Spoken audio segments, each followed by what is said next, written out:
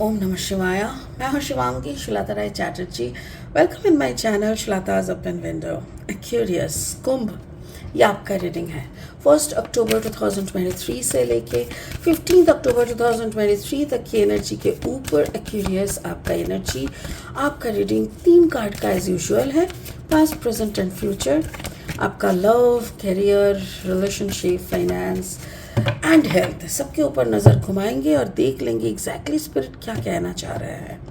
Okay, curious curious curious curious curious wow, oh my god, you are also the observer. Okay, observer, ये Libra को भी ये card मिला था। Okay, to be fair, अच्छा, to be fair and then by the book, following the okay. अक्सर मुझे bye the book से ऐसा लगता है कि जैसे बाप दादाओं की काम करते रहना, मतलब द सेम बिजनेस को आगे चलना। बट यहाँ पे अचानक से लगा जैसे स्पिरिट ने बोला कि listening to your instinct, intuitions को सुनना और उसको फॉलो करना। ओके, स्पिरिट का ब्लेसिंग कार्ड बोल रहा है स्टिलनेस। स्टिलनेस, वाओ, देखो इस लेडी की फोरहेड में कुछ साइन है, दिख रहा है। वाओ, कार्ड नंबर 52, 5 + 2 = 7, यानी spiritual stillness. May be this is the thing of oh हो यस। कभी कभी ना हम लोग को दिखते रहते हैं कुछ अचानक से, और जब दिखते हैं ना हम लोग भी उसी में डूब जाते हैं, फिर देखते रहते हैं कि क्या दिखा रहा है यूनिवर्स। ऐसा कुछ हो सकता है। चलो, ये कार्ड कैसे मैचिंग होता है हम देख लेते हैं। फिलहाल लेनोर्मन डेक से 3 कार्ड लेके रीडिंग को आगे बढ़ाएंगे। एक्यूरियस एक्यूरियस, अगर आपका जन्म का राशि है कुंभ राशि, या तो फिर अगर आप कुंभ लग्न के जातक हो, यानी लग्न आपका कुंभ है, या तो फिर कुछ नहीं, आपका सन साइन सिर्फ एक्यूरियस यानी कुंभ है, नो प्रॉब्लम, कहीं पे भी कुंभ रहे, आपका एनर्जी इस रीडिंग के साथ एक मैचिंग हो सकता है। The snake, Kundalini, is it so? Okay, and the fish, oh yes, you are thinking about the financial things and the lady. 29, that is also the number 11. यहाँ पे भी 11 है, ये भी 11 आया। Okay, ओशो जेन टैरो डेक से भी 3 कार्ड लेंगे रीडिंग को आगे बढ़ाने के लिए। अगर आप नए हो मेरी चैनल पे, मुझे सुनते हुए एंजॉय कर रहे हो, मेरी कंटेंट आपको अच्छा लगता है, तो प्लीज़ मेरी चैनल को सब्सक्राइब करके बेल आइकन को ज़रूर दबा देना। और हाँ, मेरी इस कंटेंट को जिन लोगों को ज़रूरत है उन लोगों के साथ शेयर करके एक लाइक ज़रूर दे देना, ठीक है। Okay, thumbs up. Curious curious curious, patience, patience, curious, new vision and the flowering. Oh wow, oh wow. Aquarius, मुझे ऐसा लग रहा है कुछ आप कर रहे हो, some practice you are doing,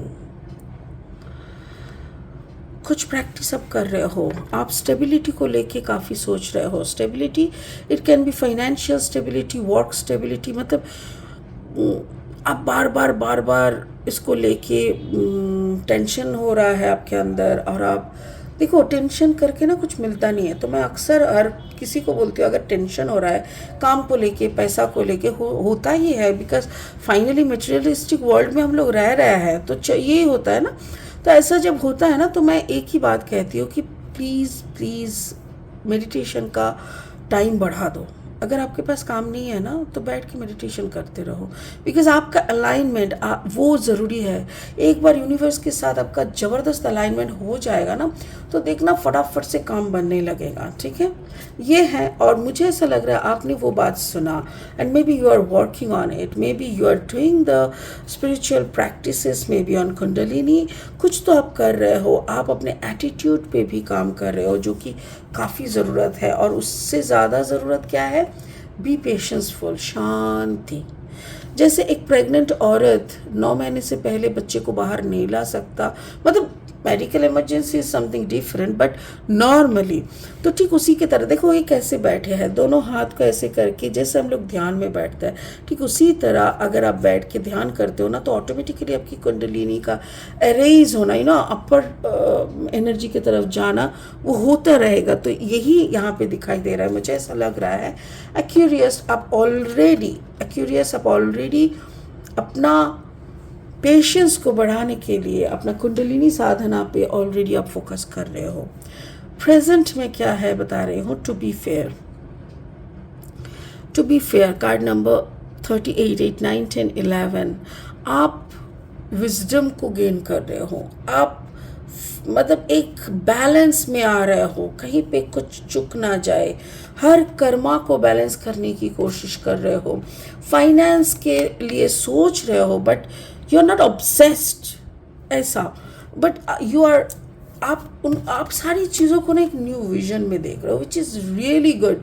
क्योंकि देखो क्या होता है ना, हम लोग most of the time obsessed हो जाते हैं। हम लोग क्या कहते हैं कि नहीं पैसा चाहिए, हम पागल हो जाएंगे, मेरा ये खर्चा कैसे निकलेगा। काम डाउन, आप ऐसे करने से आपका हार्ट फेल हो सकता है, पैसा नहीं आ सकता। सो ठीक उसी तरह आपको जो भी समझा रहा है, जो भी गाइड कर रहा है ना कि okay you need money, you have to work on yourself, right. So ये जो पैसा जो भी आपको चाहिए उसके लिए वैगाबंड की तरह इधर उधर घूम के लोगों के पास काम दो करने से, और भी वो देखो काम मांगना ज़रूरी है, बट इसके साथ साथ you have to be aligned with yourself. जब तक आप अपने ऊपर काम नहीं करोगे, एक न्यू विजन से दुनिया को नहीं देखोगे, तब तक कुछ भी होना काइंड ऑफ इम्पॉसिबल है। तो वही आपको समझ में आ गया and you are working on it which is really good. और आप जैसे ही अपना विजन चेंज करके काम पे लग गए, संग संग आपका काम एंड पैसा दोनों आने लग रहा है, which is really good. And in future मुझे ऐसा लग रहा है some of your intuitional messages you are following, maybe your कोई सीनियर कोई आपको कुछ बुद्धि दे रहा है, कोई भी कारण से आपके काम को लेके, पैसे को लेके, घर परिवार को लेके जो भी है, कोई भी बुद्धि दे रहा है उसको आप फॉलो कर रहे हो। May be you are following the rules and the regulations, because यहाँ पे भी है card number 11 and the lady. ये जो लेडी है, this is not your partner, may be this one is someone your senior sister, हो सकते कि आपका बड़ी एल्डर सिस्टर हो, आपकी माँ हो, आपकी बहन हो, जो भी हो, या तो कोई गुरु माँ हो जिनको आप फॉलो करते हो, या आपको ऐसा कुछ बुद्धि दे रहा है। आपको ये इंट्यूशनली लगने लगा है अभी कि अगर मैं इनकी बुद्धि के मुताबिक चलूँगा ना या चलूँगी तो मुझे मेरे ऊपर लक्ष्मी माता का कृपा ज़रूर होगा। I will get the blessing of abundance. और मुझे ऐसा लग रहा है you are doing so and you are determined to do so, because आपको कुछ चेंजेस यहाँ पे दिखने को मिल रहा है। देखो पास्ट में कुछ हुआ था जिसके कारण आप पूरा स्टिलनेस में आ गए थे। पेशेंस ये जो है इसका भी मीनिंग ये स्टिलनेस के साथ मैचिंग होता है। जैसे आप पूरा चुप बैठ गए थे, शांत हो गए थे, आपको भी पता नहीं चल रहा था तो करूँ तो क्या करूँ, जाऊँ तो कहाँ जाऊँ, किस तरफ जाने से, क्या करने से सब कुछ सही होगा, आपको पता नहीं चल रहा था। Then you discuss with this lady hopefully, और इस लेडी ने कुछ बताया, प्रैक्टिस ये कर वो करो, ऐसे लिखो वैसे लिखो, बात करो, खुद के साथ खुद को मोटिवेट करो, नेगेटिव बातें नहीं पॉजिटिव बातें करो, यही सब कुछ तो गाइडेंस। और जो भी गाइडेंस उन्होंने दिया उसके अकॉर्डिंग आप जैसे काम करने लगे, आपका विजन, नया विजन आ गया, आपका विजन चेंज हो गया, दुनिया को देखने का, काम को करने का, सब कुछ का विजन आपका चेंज हो गया।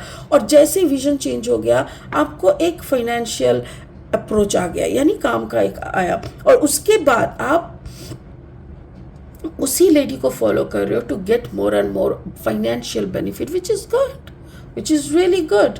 मुझे ऐसा लग रहा है वो लेडी आपकी ज़िंदगी में एक स्टिलनेस आया है। ये I am getting some freezy things, काफ़ी ठंडा, I don't know which area, मैं किसका रीडिंग कर रही हूँ मुझे नहीं पता, बट जब से मैंने ये एक्यूरियस रीडिंग शुरू किया है मुझे ठंड लग रहा है।